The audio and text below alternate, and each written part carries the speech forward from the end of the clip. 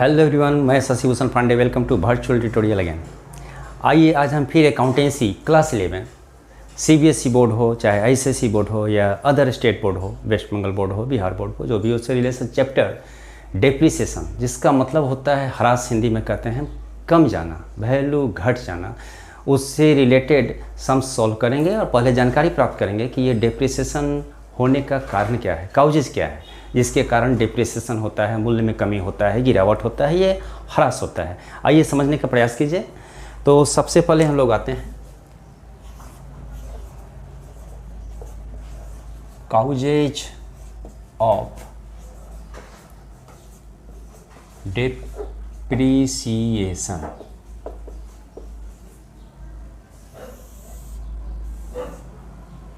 Number 1 point, wear and tear। wear and tear, wear and tear इसका मतलब होता है घिसावट, टूट फूट होना। किसी रीजन से मान लीजिए जो भी आपका मशीन है, चाहे जो भी एसेट है, उसका वैल्यू घट रहा हो, घिसते घिसते उसका वैल्यू घट रहा हो, टूट फूट हो जाने से, तो इसे हम कहते हैं wear and tear। First second point हम आते हैं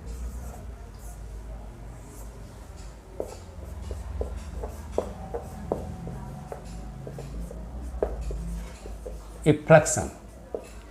इफ्लेक्शन का मतलब हो जाता है समय की समाप्ति, पीरियड समाप्त हो जाना। जैसे हम कहेंगे कॉपीराइट, कॉपीराइट, ट्रेडमार्क,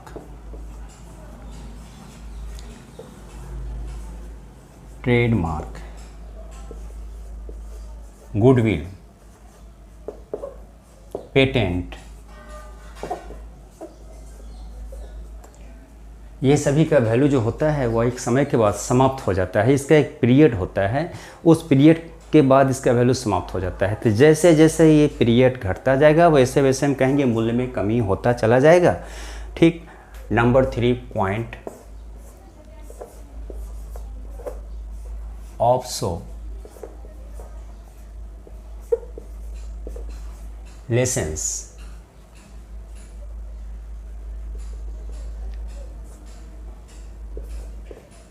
ऑब्सोलेसेंस का मतलब होता है अप्रचलन, अर्थात न्यू टेक्निक आ गया किसी रीजन से, मान लीजिए किसी एसेट से, मशीनरी से, कोई भी चीज़ से प्रोडक्शन हो रहा हो, तो प्रोडक्शन का जो डिमांड है वह नए तरीके से बदल जाना, अप्रचलन हो जाना, अर्थात वह प्रचलन में नहीं है, अब उसका डिमांड नहीं है, अब कुछ न्यू टेक्निक आ गया। हो सकता है उससे जो प्रोडक्शन होता हो वो कम होता हो। अब यदि कोई नया मान लीजिए टेक्निक आ गया, इस टेक्निक के कारण प्रोडक्शन बढ़ गया हो, तो स्वाभाविक है कि उसका डिमांड घट जाएगा, अप्रचलन हो जाएगा। तो इसलिए इससे भी डेप्रिसिएशन होता है, वैल्यू घटता है। ठीक। इसके बाद नंबर 4 पॉइंट होता है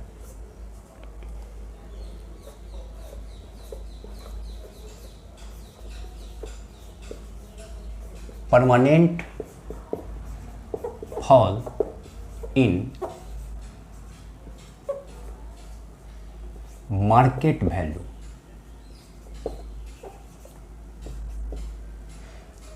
मार्केट वैल्यू परमानेंट, हमेशा के लिए गिर जाना, कम हो जाना। इसमें क्या होता है, जैसे इन्वेस्टमेंट हम कह सकते हैं, इसमें आगे आपका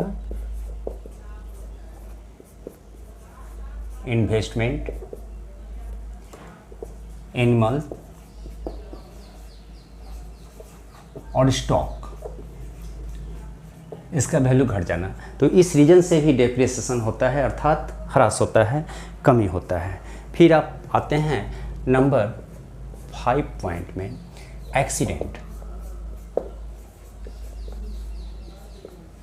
स्वाभाविक है, कार, मोटर, ट्रक, बाइक, कोई भी व्हीकल से एक्सीडेंट हो गया तो एक्सीडेंट हो जाने के कारण ही होता है इसका वैल्यू घट जाना, डेप्रिसिएशन हो जाना। तो उसमें हम कह सकते हैं जैसे कार, ट्रक, बसेस एक्सेट्रा, ये आप देख रहे हैं। और एक और पॉइंट ले लें हम, नंबर 6 पॉइंट, जिसे हम कहते हैं डिप्लेशन। डिप्लेशन का मतलब होता है, इसे हिंदी में कहते हैं रिक्तीकरण। रिक्तीकरण जैसे कि आपका कह सकते हैं mineral mines,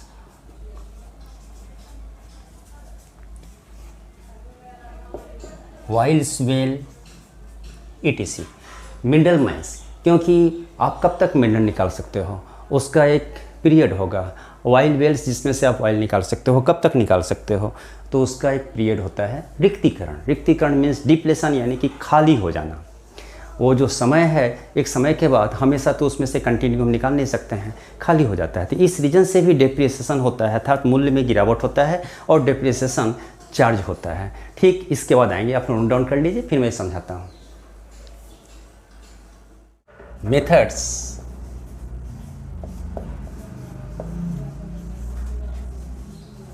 of charging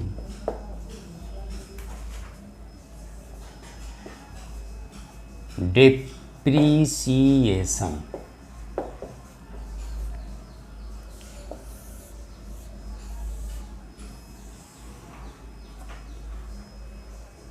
depreciation charge करने का मेथड बहुत सारा है, लेकिन हम लोग रियल में जो सिलेबस में है वह 2 ही होता है। इसके विषय में जानकारी करें हम लोग कि वो 2 क्या होता है। तो नंबर 1 में आते हैं हम लोग,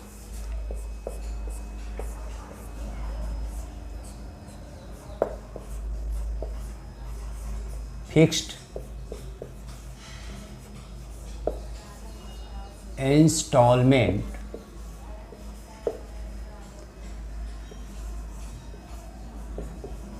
method. Fix instalment method. Fix instalment कहने का मतलब हुआ कि हर साल आपका जो इंस्टॉलमेंट है वो फिक्स है, अर्थात डेप्रिसिएशन का रेट है वो फिक्स है। इसका एक और नाम होता है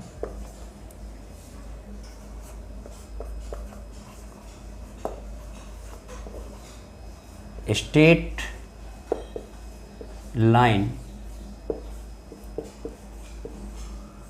मेथड, और एक नाम है इसका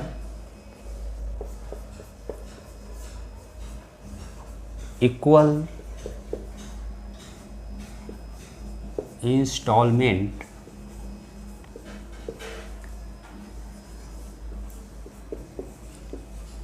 मेथड, और एक नाम है इसका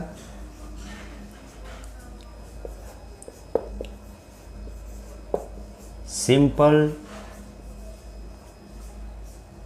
depreciation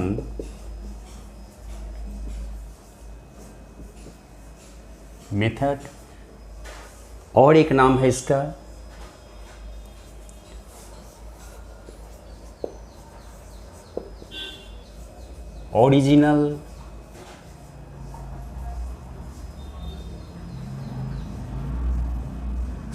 original cost method.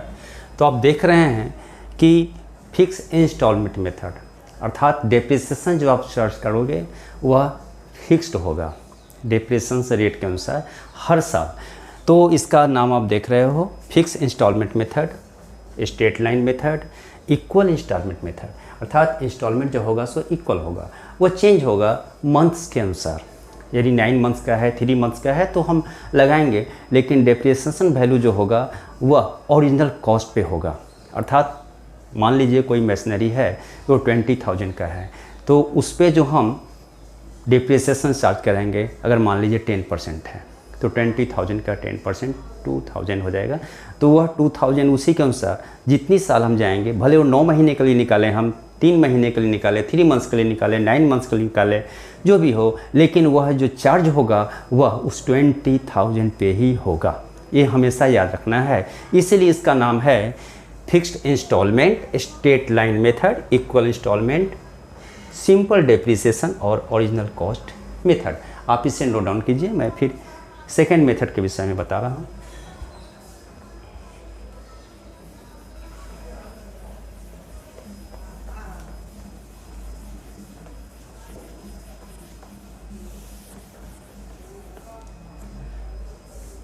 Second method है आपका diminishing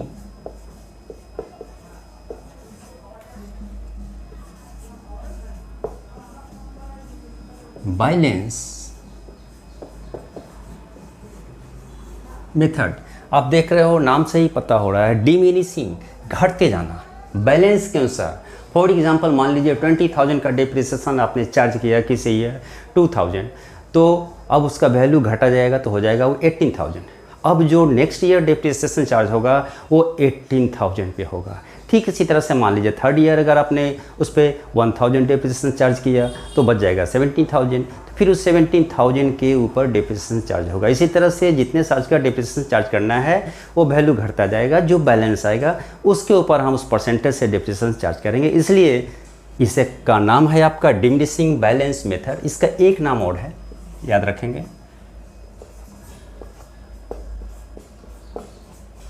retain down value method. तो आप इसे नोट डाउन करें, मैं फिर आता हूं नेक्स्ट। आइए अब आते हैं डिप्रिसिएशन कैसे हम लोग कैलकुलेट करेंगे। तो इसके लिए कुछ फॉर्मूला है।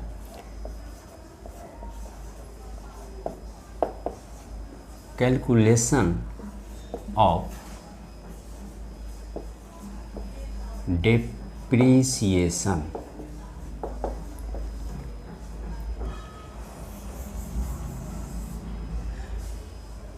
Number 1,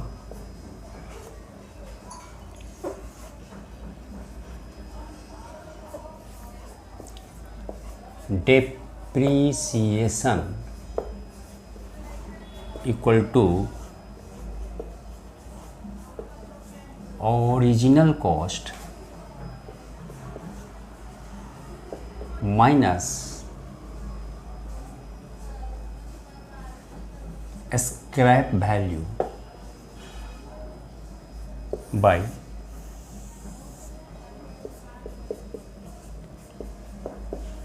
estimated useful life of asset। Depreciation original cost minus scrap value divided by estimated useful life of asset. Scrap value का मतलब होता है कि लास्ट में आपका कितना वैल्यू बच गया डिप्रिसिएशन चार्ज होते होते, उसे हम माइनस कर देंगे। फॉर एग्जांपल मान लीजिए कि ओरिजिनल कॉस्ट जो आपका है 95,000 है और स्क्रैप वैल्यू 5,000 है, तो हम 95,000 में से 5,000 माइनस कर देंगे। और उस एसेट का लाइफ कितना है, यदि मान लीजिए उसका लाइफ 4 ईयर्स है तो 4 से डिवाइड करेंगे हम first. Second, pen scrap value not given. जब स्क्रैप वैल्यू नहीं दिया हो तब डिप्रिसिएशन कैसे निकालेंगे। Depreciation equal to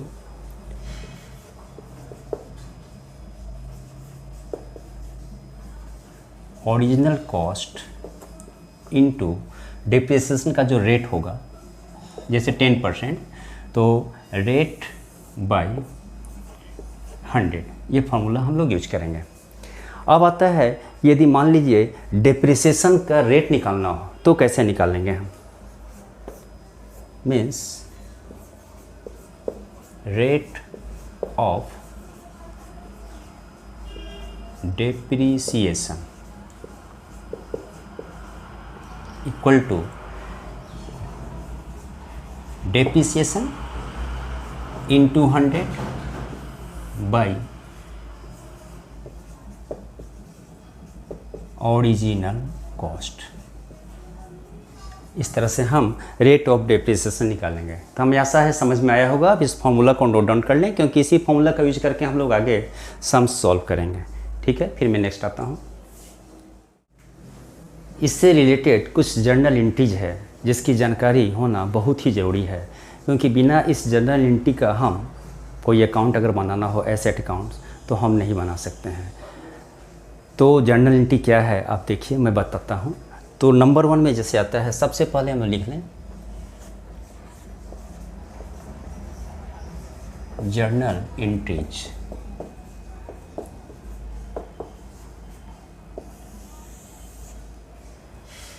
number 1 for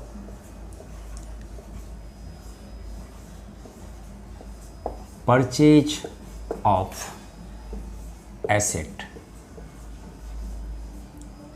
for purchase of assets. सबसे पहले तो आप एसेट्स खरीदोगे, तो एसेट खरीदोगे तो इसके पहले भी आपको पता होगा गोल्डन रूल्स, जनरल एंट्री आप सीखे होंगे। फिर भी जब एसेट्स को आप परचेज करते हो तो आपके पास क्या आएगा, तो स्वाभाविक है एसेट्स आएगा। तो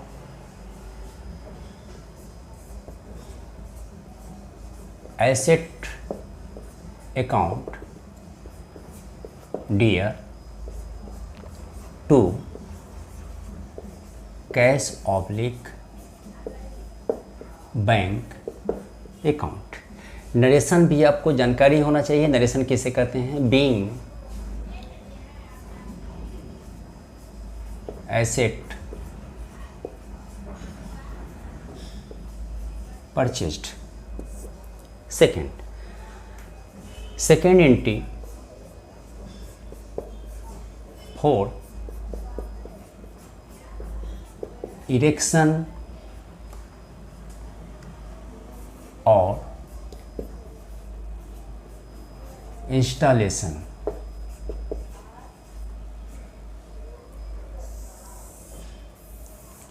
यदि आप मशीन को खरीदते हो, एसेट को खरीदते हो, तो आप उसे इरेक्ट करोगे, एक जगह पर लाके इंस्टॉल करोगे, बैठाओगे उसे आप, तो उस पर भी कुछ खर्चा होगा। तो उसका भी जो एंट्री होता है सेम ही होता है, यानी asset account dot dot dot dear to cash oblique bank account being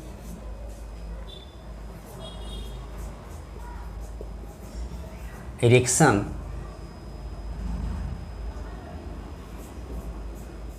expenses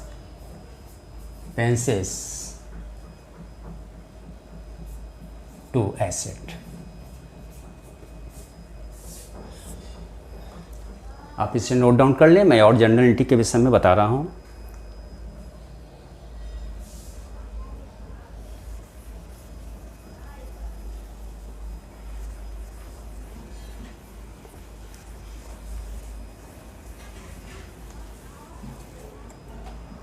जब आप इंस्टॉल कर लेते हो एसेट को, तो उसके बाद डिप्रिसिएशन चार्ज होता है। तो थर्ड पॉइंट में हम लोग आ जाएं, फॉर डिप्रिसिएशन।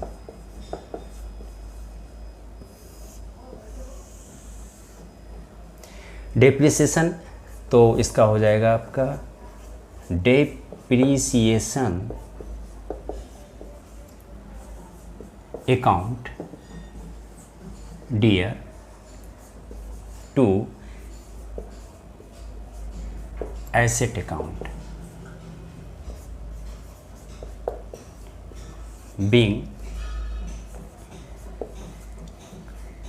डेप्रिसिएशन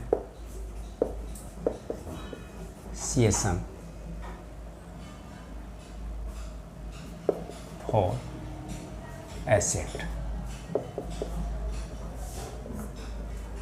फिर इसके बाद इस डेप्रिसिएशन के अमाउंट को हम प्रॉफिट एंड लॉस में ट्रांसफ़र करेंगे, प्रॉफिट एंड लॉस अकाउंट में। तो नंबर 4 एंट्री आपका हो जाएगा profit and loss account dot dot dot dear to depreciation account being depreciation transferred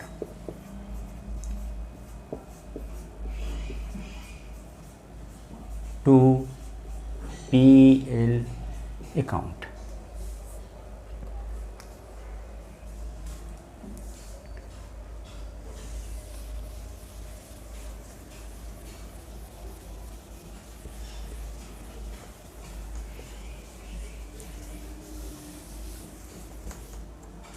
इसके बाद आते हैं नंबर 5 एंट्री में।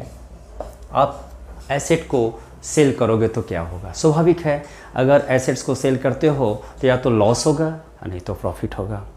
ज़्यादातर तो लॉस ही होता है, लेकिन फिर भी क्या होगा अगर एसेट को सेल करोगे। For sale of asset,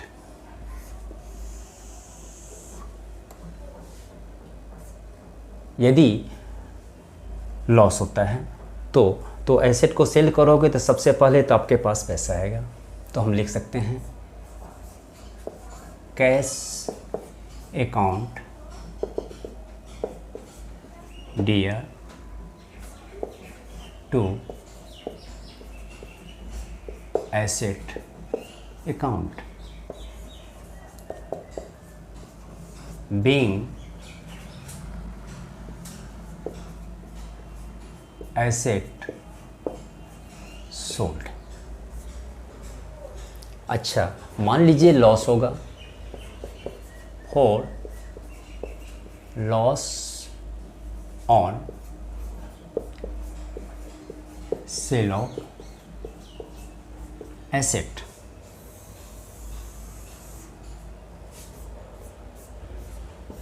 profit and loss account dear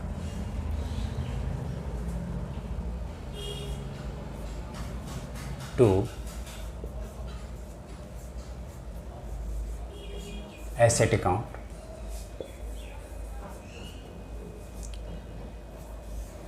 being loss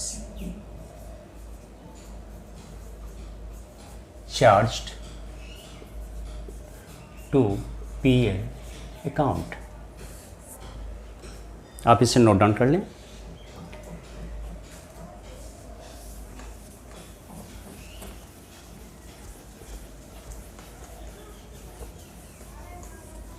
number 7 for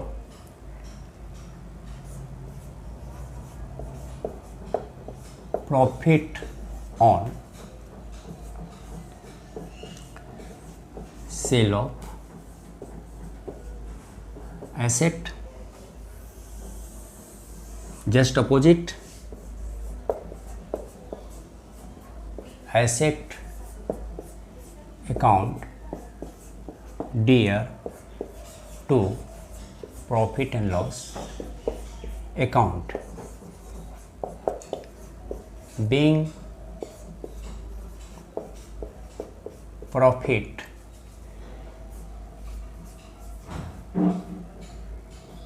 credited to PL account. And में जो स्क्रैप वैल्यू है उसे आप बेच रहे हो तो क्या होगा, तो उसका भी एंट्री वही होता है जो एसेट को बेचने का होता है। तो हम कह सकते हैं for sale of scrap value